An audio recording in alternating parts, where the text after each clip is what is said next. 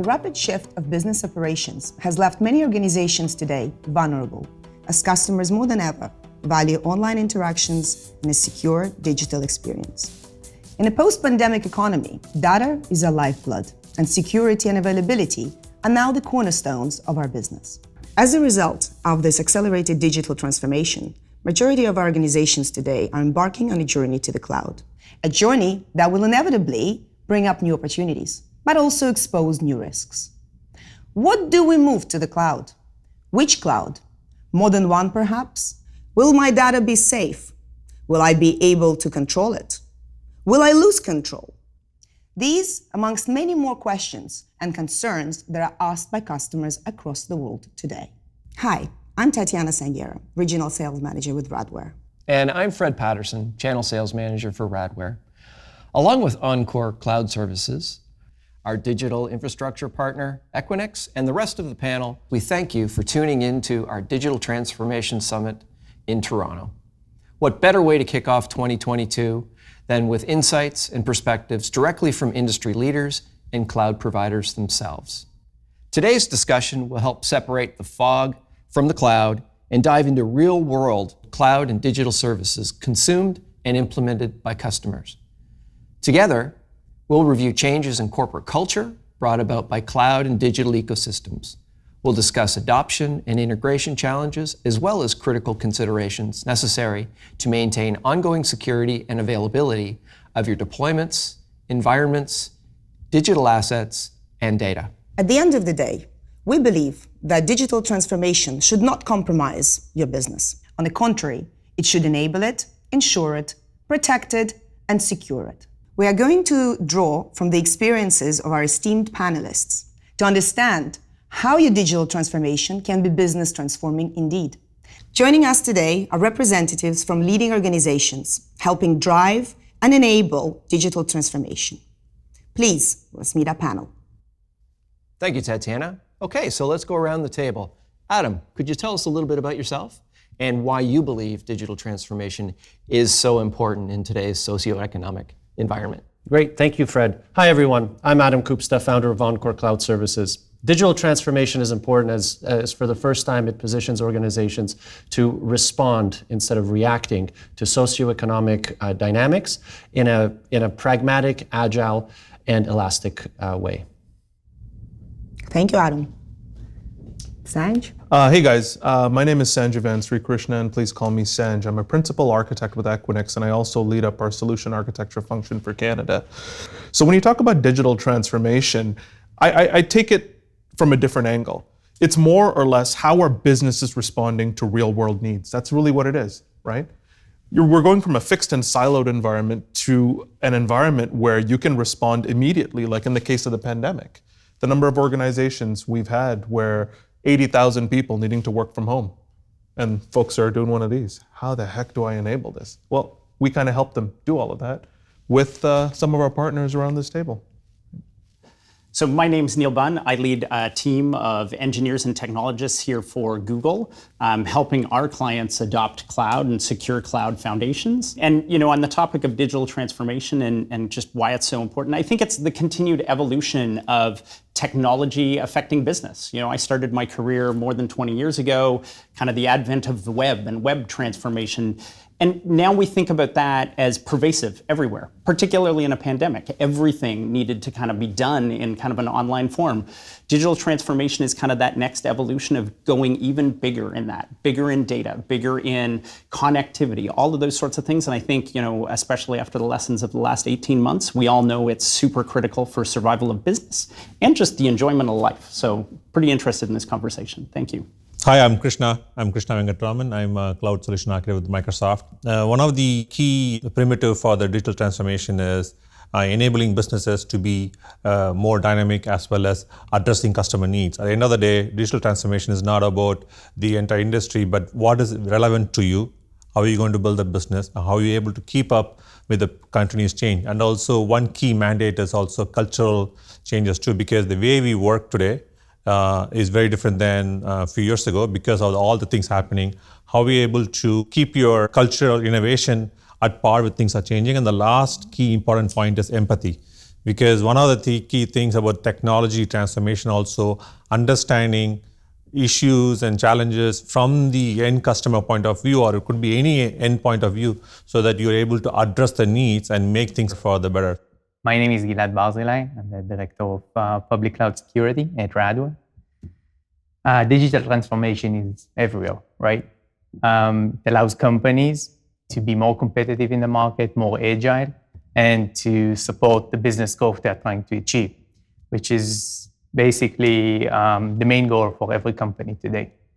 So allowing them have security in the speed of business is what we do at Radware. Thank you very much for inviting us here. My name is Robert Spivak, and I am the Director of Business Development at ControlGap. We are a IT security and consulting company and help many of the major organizations with their compliance needs. When it comes to the socioeconomic components that we deal with, consumers today expect uptime of 100%. I have to have it, it must be up and running no matter what. And as part of that, it's created an interesting model for the security world, because now the availability, the traditional types of security controls that exist out there no longer work in the cloud. And we've had to evolve the way we do security today. And that's really where our organization has worked to evolve in a pragmatic way with our partners to come up with unique solutions to make sure that not only the consumer, but the organization is getting the type of value that they're looking for. Thanks so much for that, team. Now let's jump in, shall we? So the challenges we see today in digital transformation include transformation velocity, increased complexity, and dependence on aging infrastructure or systems of record. So question for you, Adam. How does Encore Cloud Services help customers with some of these challenges today? Thank you, Fred. So at Encore, we help organizations modernize their technical landscapes. We have a three-step approach for those who are coming from infrastructure-focused backgrounds, which are majority of established customers.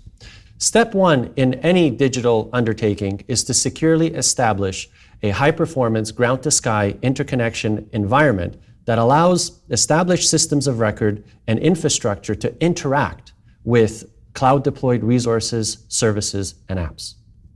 Step two is to review the existing technical estate of the organization and classify it across three dimensions. Dimension one identifies infrastructure that must remain on-premise for whatever reason. It could be technical debt, it could be legacy systems, specialty systems, existing investments. And if there is something to leave behind, we find about 3 to 5% of that technical estate resides with the customer's premise. Dimension two captures the infrastructure that can be deployed using cloud-native resources. And this is where we facilitate that migration, the architecture around those systems that may be moved into the cloud. Dimension three captures the infrastructure, systems, applications that can be cloud adjacent.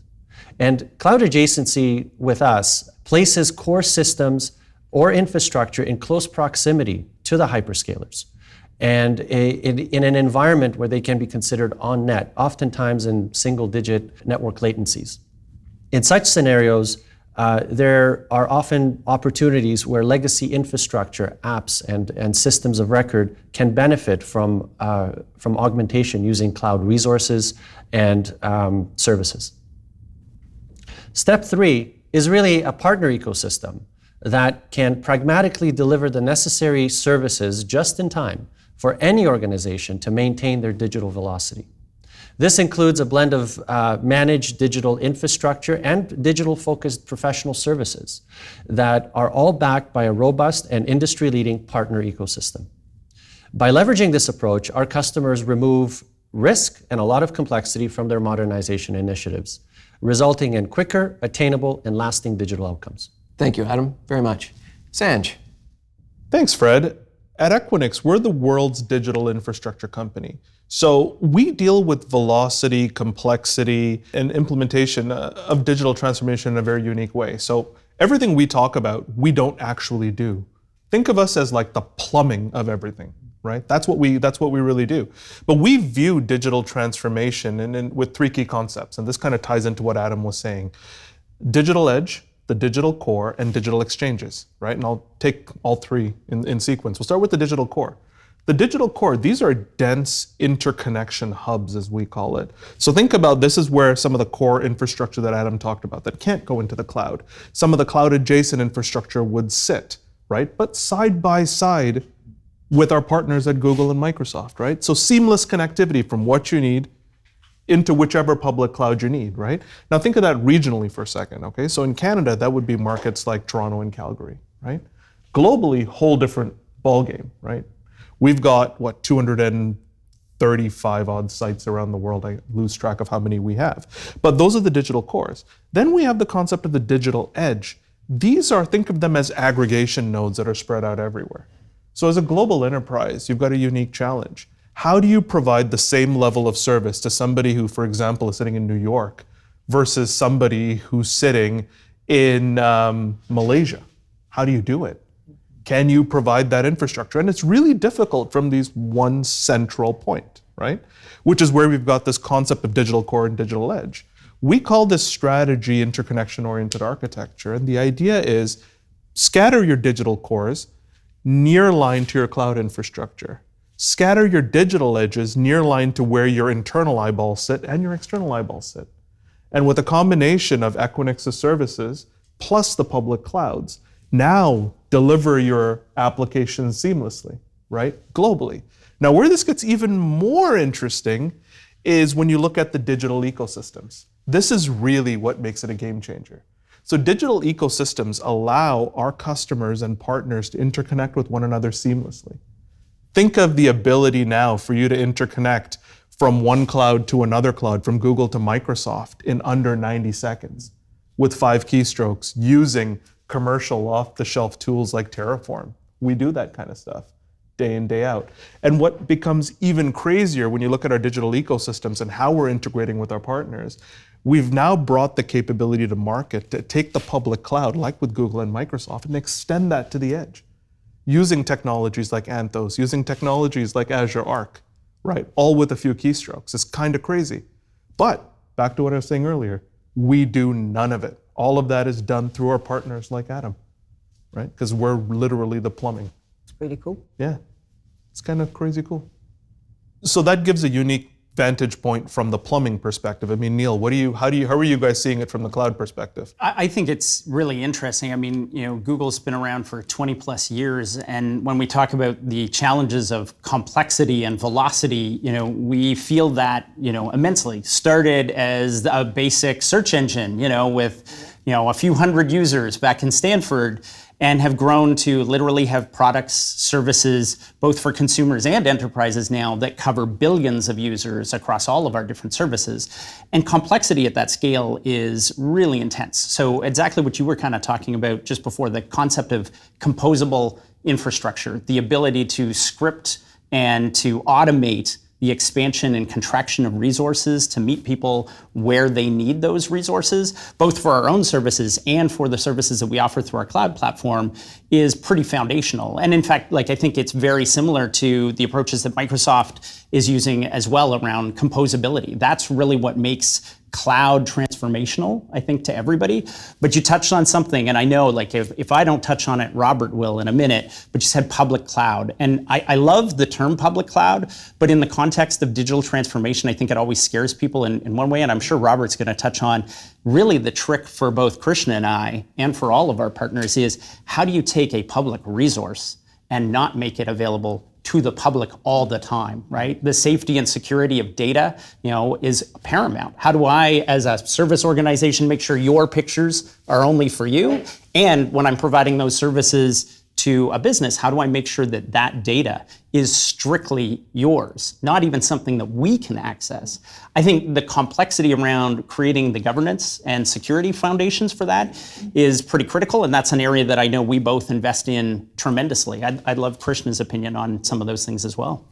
Thanks, Neil, Sanj, and Adam. So the way Microsoft sees this journey is in multiple facets. One is partnership with the customer or partner with the end state is very, very key, because the reason I'm saying partnership is these are multi-year journey. So when you're going through a multi-year journey, there are a lot of challenges. It could be technology challenges, security challenges, landscape, all changes constantly. So if you're not a very strong partner with your customer, it's going to be a hard game. So, which means Microsoft is as one of the leading partners, and also customers have own choices too. In today's world operates in a multi-cloud world.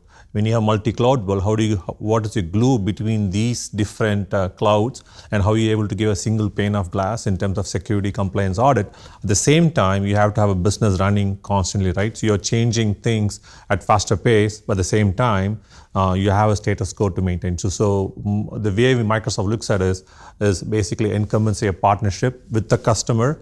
And also, it also bringing insights to the customer, right? So one of the things, as technology changes, we need to provide insights to the customer so they're able to change and adapt. For example, moving from a monolith into a microservices world. It's a nice white paper to talk about, but how do you implement the change? What are the DevOps processes? What are the maturity models you're going to bring in?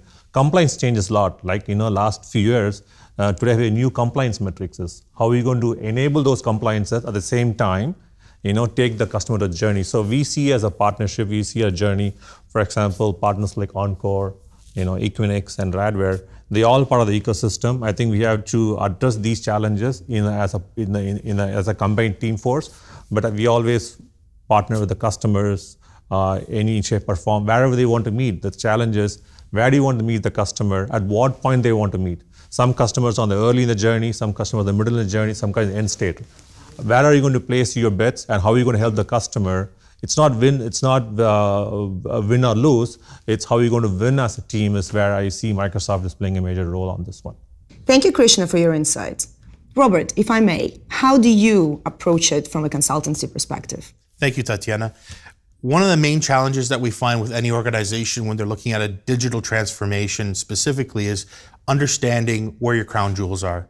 Where is the secure data? What are the levels of defense in depth that need to be created? The classic definition of a network and a data center no longer exists. We are across nations, we're across data centers. Literally, Google takes a file and splits it up into a million pieces across the world for availability. That could become a major issue when it comes to data residency for organizations that need to be mindful of government requirements to be within a country or within a particular region of the world. Many of the regulatory, legislative, and compliance requirements are evolving on a regular basis, and that does affect the way that you can implement a cloud.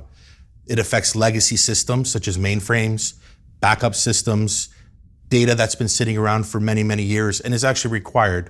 One use case we run into quite often in the insurance world is they need to retain data for over 40 years. So how do we handle that when you've evolved multiple versions of the same system, and now you want to put it into the cloud? How does my provider provide the glue and the transparency between systems while keeping that remote access, that remote security, where we know that there's attack vectors and there are threat actors that are just waiting for the opportunity to attack your data?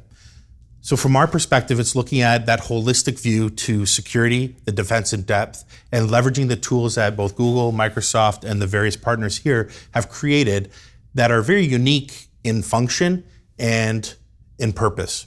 And because of that, we can then leverage those and attain the compliance journey that our customers are looking for. Gilad, maybe you might have some other thoughts. Thanks, Robert. So thinking about the public cloud transformation process, what's been working really well for us is the Better Together stories with our allies, companies such as Google and Microsoft, where we're actually delivering a better experience to the end customer by having this Better Together story in place. We're enhancing the visibility and control into the cloud and enhancing security by working closely with our allies to eventually deliver a better experience and a more secure one. So really, it's all about shared responsibility. Yeah, that's true, Tatiana. It's all about the shared responsibility model where we partner with our allies to work together on creating this partner ecosystem where we can basically deliver a much better experience, to our customers by building the partner ecosystem and allowing a more security journey to the cloud. So given all the challenges that we've discussed at this table, what do we see for our organizations and our customers? Where do they begin the journey? Because they're all at different stages, as we've discussed with Krishna before. How do you see this? Robert, in your realm, you talk to customers all the time at different, probably, I'm assuming, stages of their journey to the cloud. You're absolutely right, Tatiana. We have those customers that are at the inception, have just discovered digital transformation, which is an oddity in this day and age, but they're just learning about it and trying to figure out how to approach that. There's those that are in midstream, have started and kind of went in various ways and now need to understand how to reprioritize and move themselves forward. And then those that are mature in their nature and actually taking digital transformation to that next level. And it's very interesting to see the different dynamics and the expertise that come in from not only our partners, but from internal people who understand three key factors when it comes to this type of journey. To really achieve their mission, they need to be able to understand their critical assets, understand the threat risks around those assets. They also have to understand the business goal. We can be as secure as we want. We can be as dynamic as we need to be. But if you can't achieve the business goal that you have to sell that product, to provide that service, to be the plumbing of the world, if you will, you're not achieving your business goal. So then you've actually not achieved anything in that sense. The last piece is understanding the minutia. So now that we understand what we're achieving, the actual systems we're going to be using, now let's look at the infrastructure, the applications. How do we make sure that they're secure? To Neil's earlier point about public cloud, it's a dangerous word in the security world to say public anything nowadays. Everything must be secure, everything must be put in its place.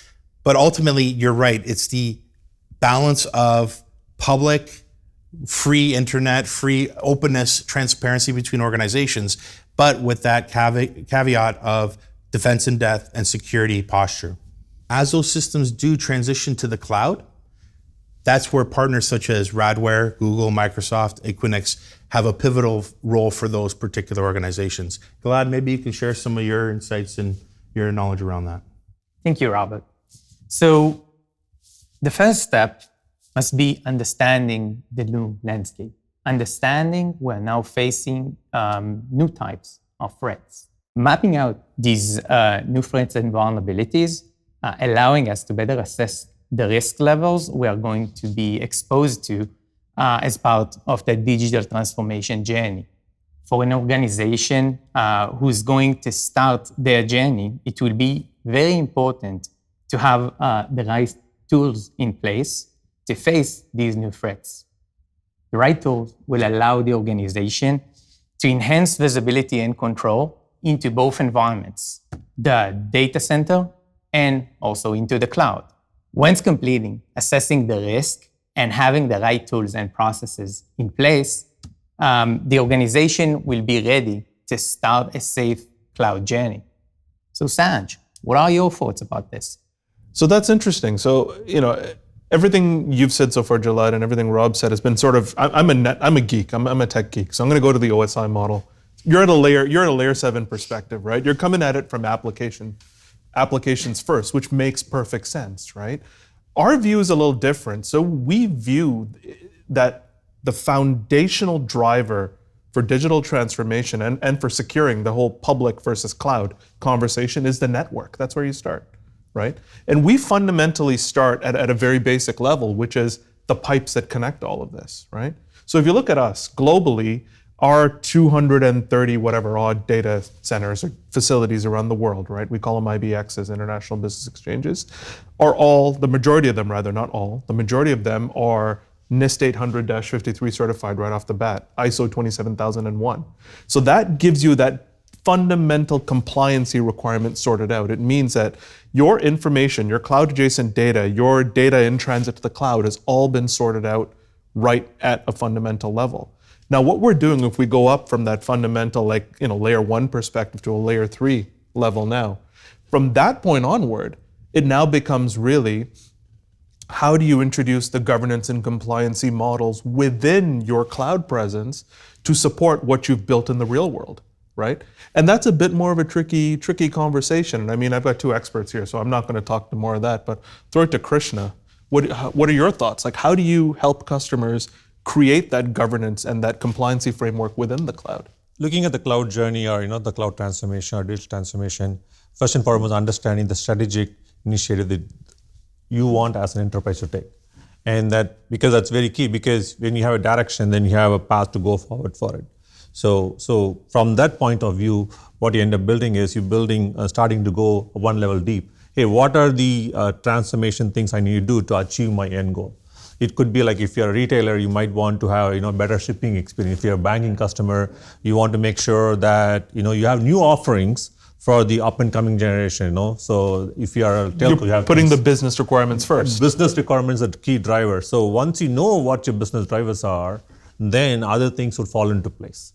As we're explaining, right? Depending on the industry segment where you are, so you, for example, if you are a media and telecom enterprise, you need to make sure how you're going to service your new generation of customers, at the same time take them towards new offerings. So understanding that end state is key, and then you work backwards and then come up with the technology and how you're enabling it. Within that whole paradigm of things, there are multiple silos within your organization. How are you going to connect those silos in? It could be data, it could be process, it could be technology, connecting it through. So the network is basically a key element for it, which you're going to build that ecosystem through the network. But at the end of the day, what matters is where is your strategic initiative, where are you going to go, and then how are you going to achieve that? Using the combination of technology, people, process, and then that's how the magic happens. That makes sense. Makes a lot of sense. I think it's really interesting. And Sanj, I really enjoyed the description of the OSI model. It reminds me of my Geek Out days. It's just fantastic. And I think Krishna, you touched on exactly the very beginning part. We started this question right with where do people start? I think there's actually two really important questions. One is where do you start? But even more importantly is how do you actually become successful? Because there's a ton of people who have started this journey that whether they admit it or not, publicly, sometimes privately, haven't been successful in their first couple of attempts.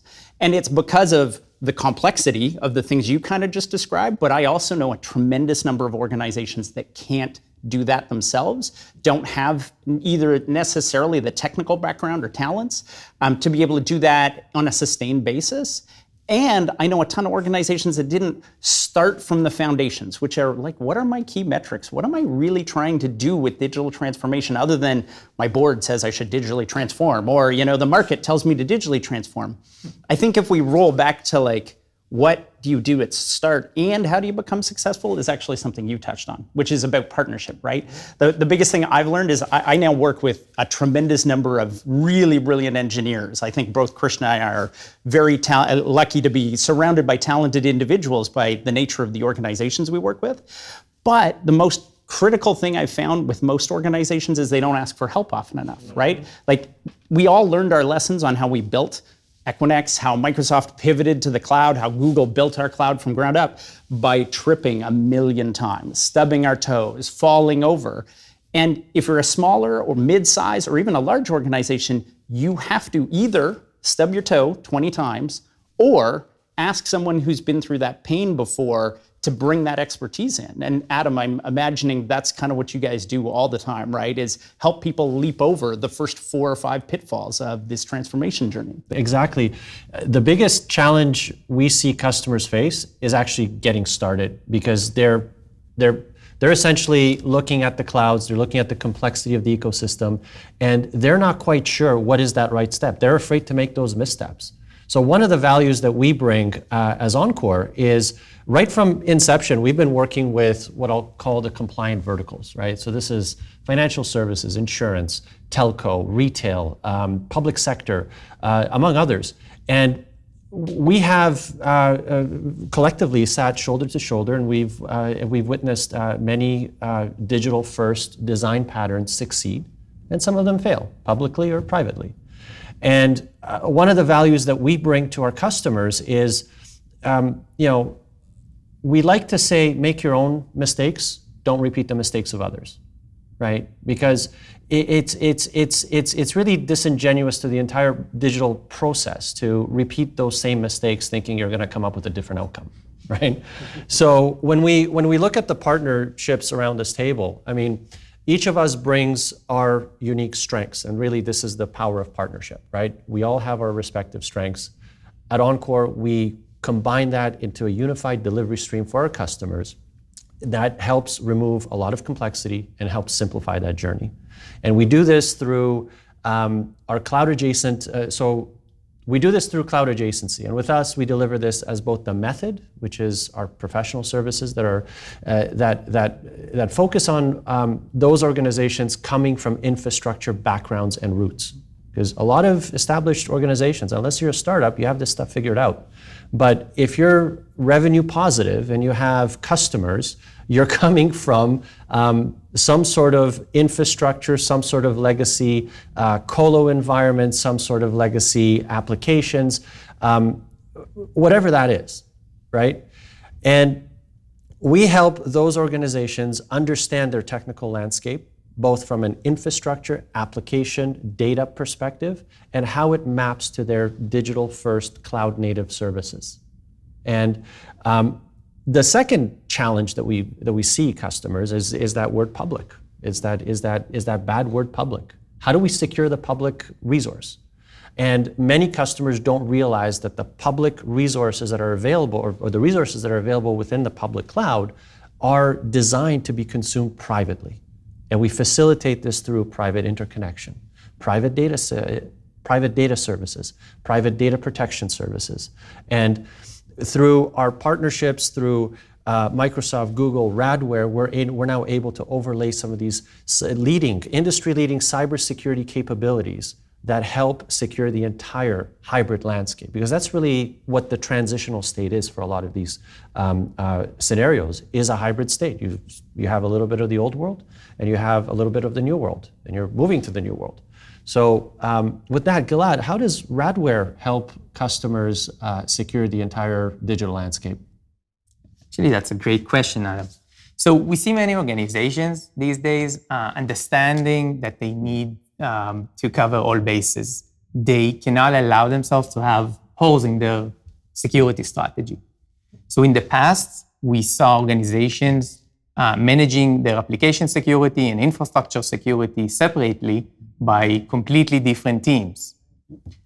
Recently, we've been working closely with many organizations. They took a more agile approach with having a DevSecOps team that covering the entire cloud security stack. That security stack, including the application security, infrastructure security, and also the shift-left approach, where they actually apply the same techniques to secure the CI/CD pipeline and the entire development cycle. In Radware, we can actually cover all bases for our customers in terms of covering under one rooftop the application protection and the infrastructure protection, looking at the entire development cycle and the production environment in the cloud or in the legacy data center. Well, and really, when you kind of think about that, like the definition of like the infrastructure to the application in a composable environment or in a containerized environment is pretty malleable. Like those things flow back and forth pretty quickly. So the ability to actually seek insight and control all of that must be pretty critical for compliance, I would think, these days. Absolutely, especially with larger multinational or global companies. They're not operating a single SOC or their joint SOCs across the globe. They have to deal with time shifts, attack vectors. The foreshadowing of an attack coming out from China will impact Canada 9 hours later. So how do you react to that? How do you get ahead of the curve? And I think partners like Radware, Google, and the rest of the panel here are recognizing the fact that we don't live in our neighborhood anymore. We live in a global community that is as small as this cup in some cases, right? And having the right kind of partnership, the right kind of controls in place to not only understand what those threats are, be proactive where possible, but also on the forefront, ensuring that compliance, like you mentioned about 853, FIPS 140, when you're talking about various types of organizations, military applications, those are all different levels of security that need to be addressed. And depending on where you operate as an organization, you have to be mindful of those things. So I think it's really key for the types of things that are evolving in the cloud that are going to really change the way that customers have to think about their world.